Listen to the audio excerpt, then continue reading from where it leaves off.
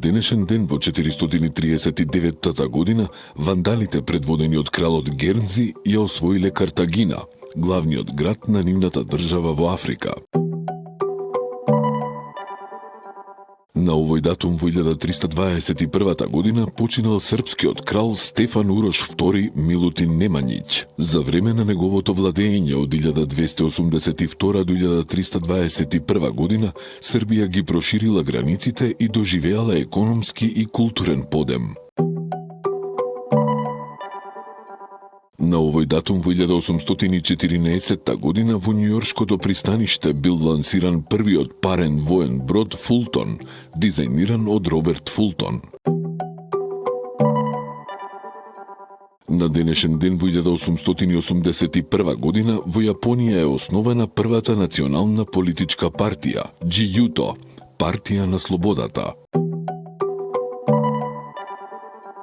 На овој датум во 1888 година во Константинопол е подпишана Конвенцијата за Суетскиот канал, според која каналот мора да биде слободен за пловидба во време на мир и војна за сите бродови, без разлика на знамето. На овој датум во 1897 година роден е Јозеф Гебелс, министер за пропаганда на нацистичка Германија од 1933 до 1945 година, еден од главните идеолози на антисемитизмот и фашизмот.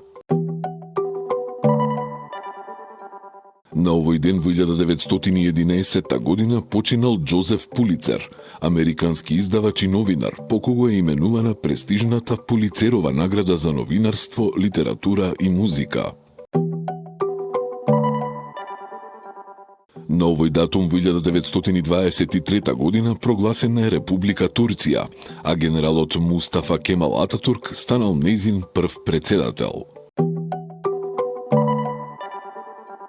На денешен ден во 1929 година настанал Црниот вторник, денот на колапсот на Њујоршката берза, кој го означи почетокот на големата економска депресија што ја потресе светската економија. На денешен ден во 1956 година израелската армија го нападна Синајскиот полуостров, 2 дена пред француско-британскиот напад врз Египет.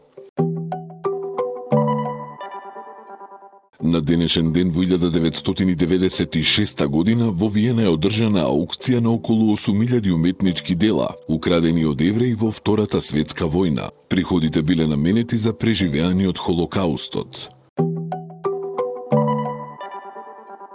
На овој датум во 1998 година американскиот астронаут Џон Глен на 77 годишна возраст повторно полета во Вселената со шатлот Discovery, 36 години по неговата прва мисија. На денешен ден во 2001 година Јапонија усвои закон со кој првпат по Втората светска војна и дозволи на својата војска да учествува во странски мисии за поддршка на американските операции во Авганистан. На овој датум во 2004 година лидерите на Европската Унија во Рим го потпишаа Европскиот устав, документ што требаше да ја уреди идната структура на Унијата. На денешен ден во 2015 година многонаселената Кина ја укина политиката за едно дете, која важеше 36 години и им дозволи на сите брачни парови да имаат по 2 деца.